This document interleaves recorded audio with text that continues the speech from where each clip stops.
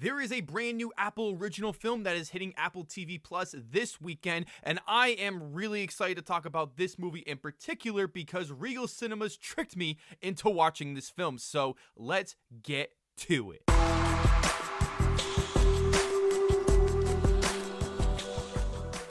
Welcome back, film fans. It is Brad from Let's Be Real Brad, and today in the channel, I want to talk to you guys about the brand new biographical war comedy drama film called The Greatest Beer Run Ever. The Greatest Beer Run Ever is co-written and directed by Peter Farrelly, as it's based off of the book of the same name, and it stars Zac Efron and Russell Crowe in the lead roles. This film's about a man's story of leaving New York in 1967 to bring beer to his childhood buddies in the army while they're fighting in Vietnam. As I said earlier in the video, I was tricked into seeing this movie as I went to the Monday mystery screening hosted by Regal Cinemas, and I had no idea what this movie was going to be, as I posted on social media that I thought it was going to be either Amsterdam or Glass Onion, a Knives Out mystery, which would have been way better choices than this movie, because this movie is such a mediocre, average movie that I just was so bored watching. After I watched the movie last night, I was debating if I was just really bored of this movie because I wanted Amsterdam or the new Knives Out movie, but in actuality, this movie just was so boring and uninteresting to watch, as I really feel like this movie could have been such a great and interesting movie, but unfortunately, Peter Farrelly does this thing with a lot of movies where he's not able to capture the tone that he wants for the movie, or he can hit it spot on with a movie like Dumb and Dumber. But this movie just feels like it's trying to go for what he did with Green Book, which helped him win Best Picture a couple years ago. So let's just dive into some of the negatives that I do have with this movie first. And I do want to start off with the performances, as I found most of the performances in this movie to be really bad, especially Zac Efron. I know Zac Efron is really trying in this movie with this New York accent, but it is just so distracting to watch, especially when the accent isn't all that consistent throughout. On the flip side, I did think that Russell Crowe was actually pretty good in this movie, considering that he hasn't really been in a lot of really great movies lately and been phoning in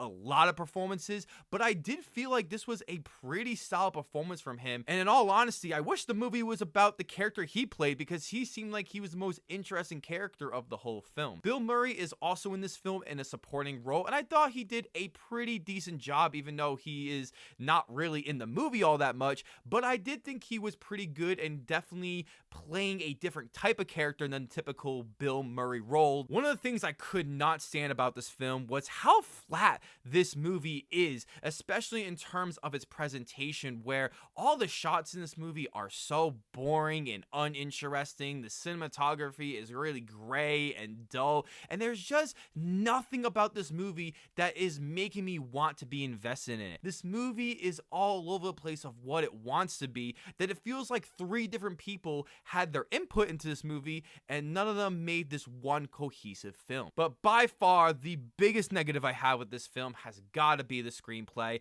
as all the dialogue is unsubtle in the slightest, with so many of the characters just feeling like stereotypes, or a character just being a liberal or conservative character, where a lot of them should be shaped up like real human beings, like based on their past experiences or emotions or personality traits. I also found the rest of the dialogue between the characters just to be so uninteresting and boring, especially when so many characters are just giving us exposition upon exposition, and it was just so annoying to watch. It just felt like that this movie just didn't have all the ingredients that it needed to be a great movie like this. I also found that the comedy was severely lacking in this movie, especially for the fact that no one in my audience laughed at pretty much any of the jokes in this movie, which is something that Peter Farrelly, the director, has been known to make in the past, and he has done a pretty good job at it. It just all fell flat for me, and I was just completely uninvested. And I think it does a pretty good job, especially in the second half of the movie, where I found the movie to be way more interesting, and the budget to be